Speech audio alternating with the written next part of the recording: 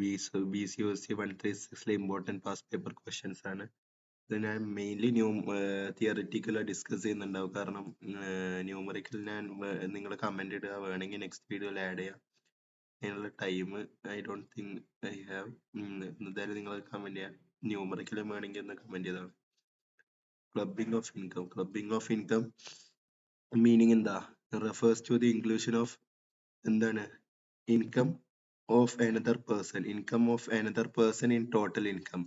Income of another person in total income. എന്താ സംഭവം എന്ന് വെച്ചാല്, നിങ്ങൾ ഫോർ എക്സാമ്പിൾ നിങ്ങൾക്ക് ഹൈ ടാക്സ് റേറ്റില് ടാക്സ് ലാബിലുള്ള ഒരാളാണ്.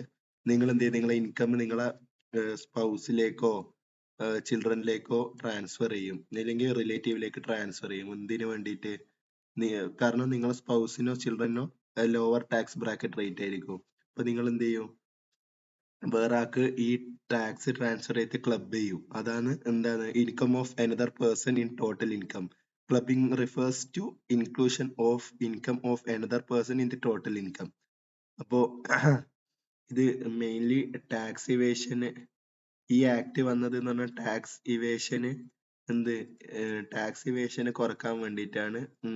ടു പ്രിവെന്റ് ടാക്സ് ഇവേഷൻ ആണ് ക്ലബിംഗ് ഓഫ് ഇൻകം എന്ന് പറഞ്ഞൊരു ആക്ട് വന്നത്. ഇനി ഒബ്ജക്റ്റീവ് എന്ന് പറഞ്ഞു കഴിഞ്ഞാല്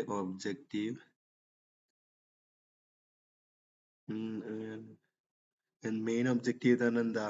clubbing provision is to curb tax avoidance practice where income is shifted to persons falling in lower tax bracket. നിങ്ങൾ വേറെ ആളിലേക്ക് ടാക്സ് നിങ്ങൾക്ക് ഹയർ റേറ്റ് ചെയ്ത് ലോവർ റേറ്റ് ഉള്ള ആള്, നിങ്ങൾ ഹയർ റേറ്റ് ലോവർ റേറ്റിലേക്ക് ആളിലേക്ക് ഷിഫ്റ്റ് ചെയ്യുമ്പോഴുള്ള ടാക്സ് അവോയ്ഡൻസ് കണ്ടുപിടിക്കാനാണ് ഇതിന്റെ മെയിൻ ഒബ്ജക്റ്റീവ്. ഇനി ഇമ്പോർട്ടൻറ്റ് സിറ്റുവേഷൻസ് ഓഫ് ക്ലബിംഗ് എന്ന് പറഞ്ഞു കഴിഞ്ഞാല് ഇൻകം ഇൻകം ഓഫ് സ്പൗസ്, ഞാൻ പറഞ്ഞില്ലേ ഇൻകം ഓഫ് സ്പൗസ് എന്ത് ചെയ്ത് ട്രാൻസ്ഫർ ചെയ്യുന്നത്. Income of spouse arising from asset transferred without adequate consideration. നിങ്ങൾ എന്ത് ചെയ്ത് arising from income from arising അസറ്റിന്ന് വരുന്ന ഇൻകം എന്ത് ചെയ്ത് വിത്തൗട്ട് adequate കൺസിഡറേഷൻ ട്രാൻസ്ഫർ ചെയ്ത് വേറെ ആളിലേക്ക്. ഇൻകം ഓഫ് മൈനർ ചൈൽഡ് എന്താ സംഭവം ഇത്? ഈ ഇൻകം ഓഫ് മൈനർ എക്സെപ്ഷൻസ് എന്ന് പറഞ്ഞാല് ഇൻകം ഏൺ ത്രൂ മാനുവൽ വർക്കും സ്പെഷ്യൽ ടാലന്റോ മാനുവൽ വർക്കെന്നോ ഇതെന്താ എക്സെപ്റ്റഡ് ആണ്. ഇനി income transfer to sons wives, ഇതിപ്പോ സ്പൗസ്. പിന്നെ അടുത്തത് income transfer to son's wife without adequate consideration. പിന്നെ കൺക്ലൂഷൻ എന്ന് പറഞ്ഞാല് Conclusion. Clubbing provision ensure that income is taxed in the hands of person who actually controls or benefit from them. ആരാടാ benefit ആവുന്നത്? ഹസ്ബൻഡിന് tax income കിട്ടുന്നു, ഓനതിന് benefit ആവുന്നു. ഹസ്ബൻഡിന് കിട്ടുന്ന ബെനിഫിറ്റ് ആവുന്നു, പക്ഷെ ടാക്സ് കൊടുക്കുന്നത് എന്താ? ട്രാൻസ്ഫർ വൈഫിന് കിട്ടിയതുപോലെ ആക്കിയിട്ട് എന്ത് ചെയ്ത് വൈഫിനാ ടാക്സ് ചെയ്യുന്നത്. അപ്പോ ആർക്കാണോ ശരിക്കും ഇൻകം കിട്ടുന്നത് അവരെ തന്നെ എന്ത് ചെയ്ത് ടാക്സ്ഡ് ആണ്. അതാണ് clubbing of income, clubbing provision. Okay. ഇനി ക്യാപിറ്റൽ ഗെയിൻ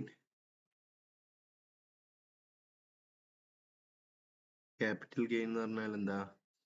ക്യാപിറ്റൽ ഗെയിൻ എന്ന് പറഞ്ഞാൽ നമ്മളൊരു ബിൽഡിങ്ങോ കാര്യങ്ങളോ എന്ത് ചെയ്ത് 10,000 വാങ്ങി 20,000 വിൽക്കുമ്പോ എന്താ ഈ ഒരു ഗെയിൻ ഇല്ലേ 10,000, അതാണ് ക്യാപിറ്റൽ ഗെയിൻ. അപ്പൊ നിങ്ങൾ ഏതുവാണെങ്കിൽ എന്താ capital gain arises when a capital asset is transferred and the consideration received is higher than the cost for buying. Consideration എന്താ ഹൈ ആണ് റിസീവ് ചെയ്തത് than the cost of ബൈയിങ്ങിനെ കാട്ടിയും കൺസിഡറേഷൻ എന്ത് ചെയ്ത് ബൈയിങ് വാങ്ങിയ 10,000 കൺസിഡറേഷൻ നിങ്ങൾക്ക് വിൽക്കുമ്പോൾ കിട്ടിയത് 20,000. അപ്പോ അതിനുള്ള ഡിഫറൻസ് ആണ് എന്ത് capital gain.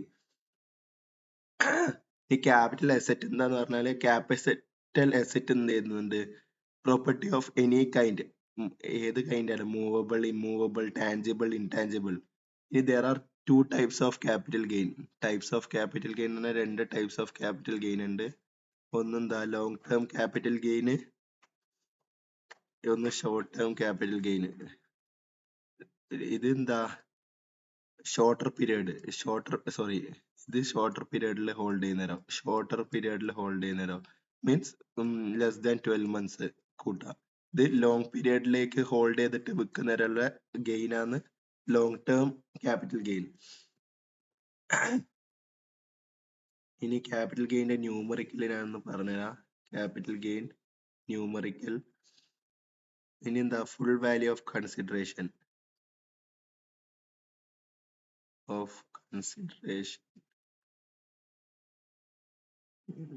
Full value of consideration. പിന്നെന്താ? ഫുൾ വാല്യൂ ഓഫ് കൺസിഡറേഷൻ പിന്നെന്താ ചെയ്യേണ്ടതെന്ന് വെച്ചാൽ എന്ത് ചെയ്യണം? മൈനസ് എന്തായിരിക്കും? Minus indexed cost of acquisition index rate minus index cost of improvement. ഇവിടെ നിങ്ങൾ കോസ്റ്റ് ഓഫ് എക്വിസിഷൻ മാത്രമല്ല, നിങ്ങൾ അതിന് എന്ത് ചെയ്ത് അതിന് കുറച്ച് ഇംപ്രൂവ്മെന്റ്സ് എന്ത് ചെയ്ത് റിനോവേഷൻ കാര്യങ്ങളായാലും ഉണ്ടാവില്ലേ, അത് ഇൻഡെക്സ്ഡ് കോസ്റ്റ് ഓഫ് ഇംപ്രൂവ്മെന്റ്. പിന്നെ ഇതിന്ന് വരുന്ന റിസൾട്ട് ആണ് ക്യാപിറ്റൽ ഗെയിൻ. ഓക്കെ. പിന്നെ ഒരു റൂൾ ഉണ്ട്. ക്യാപിറ്റൽ ഗെയിൻ എന്ത് ചെയ്ത് ഇസ് റീഇൻവെസ്റ്റഡ് ആണെങ്കിൽ നിങ്ങൾ ക്യാപിറ്റൽ ഗെയിൻ എന്ത് ചെയ്ത് റീഇൻവെസ്റ്റഡ് അങ്ങനെയാണെങ്കിൽ under the capital gain account scheme exemption may be claimed. ഈ ക്യാപിറ്റൽ ഗെയിൻ എന്ത് ചെയ്ത് ടാക്സബിൾ അല്ലാണ്ട് എക്സംഷൻ ക്ലെയിം ചെയ്യാം. ഇതിന്റെ ഫിക്സ്ഡ് പെർസെന്റേജ് ആയാലും ഞാൻ കുറച്ച് നെക്സ്റ്റ് വീഡിയോയിൽ ഡിസ്കസ് ചെയ്യാം. ഇനി സാലറിന്റെ മീനിങ് കാര്യങ്ങളൊക്കെ അന്ന് നിങ്ങൾക്ക് ഈസിയാണ്.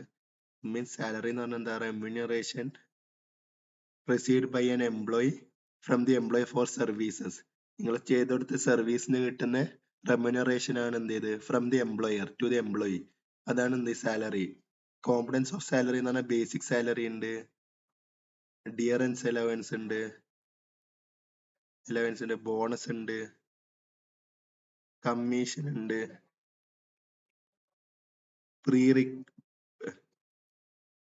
perquisites.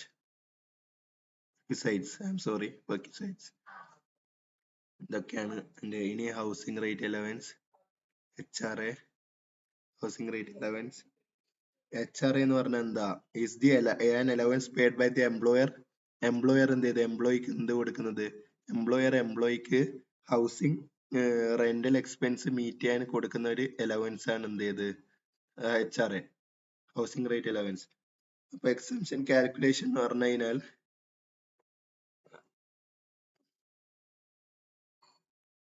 എക്സംഷൻ കാൽക്കുലേഷൻ എങ്ങനെയാന്ന് വെച്ചാല് ലീസ്റ്റ് ഓഫ് ഈ മൂന്നെണ്ണത്തിന് ഏറ്റവും കുറഞ്ഞതാണ് എടുക്കേണ്ടത്. ആക്ച്വൽ HRA റിസീവ്ഡ്, നിങ്ങളെ എംപ്ലോയി ഡയറക്റ്റ് എത്ര എമൗണ്ട് തരുന്നു അത്. Second one actual HRA received. Okay. Lower of ഇത് മൂന്ന് ആക്ച്വൽ HRA റിസീവ്ഡ്. പിന്നെ റെന്റ് എത്ര ശരിക്കും നിങ്ങൾ എത്ര റെന്റ് പേ ചെയ്യുന്നുണ്ട്, rent paid minus 10% of salary. ഇതിൽ ഏറ്റവും ലോവർ ആണ് നിങ്ങൾ എടുക്കേണ്ടത്. പിന്നെ മൂന്നാമത്തേന്ന് പറഞ്ഞു കഴിഞ്ഞാൽ രണ്ടെണ്ണം 50% ഓഫ് സാലറി ഏതിന്? 50 മെട്രോ സിറ്റി. ഇനി എന്താ? 40% of salary non metro city. Metro city എന്ന് പറഞ്ഞാൽ ഡൽഹി, കൊൽക്കത്ത അങ്ങനത്തെ ഏരിയസില്. ഓക്കെ. ചെന്നൈ ഹബ്സ് ഇല്ലേ. നൗ ദി നെക്സ്റ്റ് ക്വസ്റ്റ്യൻ, ആറാമത്തെ perquisites. ഇതെന്താന്ന് വിചാരിച്ചാല് benefits provided by the employer. നിങ്ങൾക്ക് സാലറിന്റെ പുറമെ എന്ത് ബെനിഫിറ്റ്സ് ആണോ കമ്പനി തരുന്നത് അതെല്ലാം എന്താ പെർക്വസൈറ്റ്സ്. ഇത് നിങ്ങൾ ബ്രീഫ് ചെയ്താ ഞാൻ ജസ്റ്റ് എക്സ്പ്ലെയിൻ ചെയ്ത് പോവാണ്. ഇപ്പൊ റെന്റ് ഫ്രീ അക്കോമഡേഷൻ, പിന്നെ നിങ്ങൾക്ക് ക്യാബ് കാര്യങ്ങള്, മോട്ടോർ കാർ ഫെസിലിറ്റീസ്, അങ്ങനത്തെ ഫെസിലിറ്റീസ് ഒക്കെ തരില്ല. സാലറിന്റെ പുറമെ എന്ത് ബെനിഫിറ്റ്സ് എന്നാലും എന്താ പെർക്വസൈറ്റ്സ് ആണ്. ഇത് ടാക്സബിൾ ആണ്. നിങ്ങൾക്ക് കിട്ടുന്ന ബെനിഫിറ്റ് ടാക്സബിൾ ആണ്. അൺലെസ് ശരിക്കും ലോ പ്രകാരം എക്സെപ്റ്റ് അല്ലാത്ത പറയുന്ന സാധനങ്ങളൊക്കെ എന്താ ടാക്സബിൾ ആണ്. ഓക്കെ, ഇനി ഗ്രാറ്റുവിറ്റി ഗ്രാറ്റുവിറ്റി ഗ്രാറ്റുവിറ്റി എന്ന് എല്ലാവർക്കും അറിയാൻ പറ്റും. Lump sum amount. എന്തിന്റെ lump sum amount? Lump sum amount paid to the employer. Employer എന്ത് ചെയ്ത് എംപ്ലോയിക്ക് paid to the sorry employer എംപ്ലോയിക്ക് കൊടുക്കുന്ന amount at the time of retirement. Retire ചെയ്യുമ്പോൾ ഈ ഇത്രയും കാലത്തെ സർവീസിന് എംപ്ലോയർ എംപ്ലോയിക്ക് കൊടുക്കുന്ന ലെംസം എമൗണ്ട് ആണ് എന്ത് ഗ്രാറ്റുവിറ്റി എന്ന് പറഞ്ഞാൽ. At the time of retirement, death, resignation കാര്യങ്ങളൊക്കെ. പിന്നെ ഇതില് എക്സംഷൻ എന്ന് പറഞ്ഞാല് ഗവൺമെന്റ് എംപ്ലോയി ആണെങ്കിൽ ഗ്രാറ്റുവിറ്റി എന്താ ഫുള്ളി എക്സംപ്റ്റഡ്, അതിന് ടാക്സ് ഒന്നും കൊടുക്കണ്ട. ഇനി പ്രൈവറ്റ് എന്താ പ്രൈവറ്റ് എംപ്ലോയി നോൺ ഗവൺമെന്റ് എംപ്ലോയീസിനാണെങ്കിൽ എന്താ പാർഷ്യലി എക്സംപ്റ്റ് ആണ്. എത്രത്തോളം പാർഷ്യലി ആണ് ന്യൂമറിക്കൽ ക്വസ്റ്റ്യൻ ചെയ്യുമ്പോൾ നമുക്ക് നോക്കാം. ഇനി ബാക്കി ഞാൻ നെക്സ്റ്റ് വീഡിയോയിൽ ബാക്കി ഇമ്പോർട്ടൻറ്റ് ക്വസ്റ്റ്യൻ ഡിസ്കസ് ചെയ്യാം. Thank you.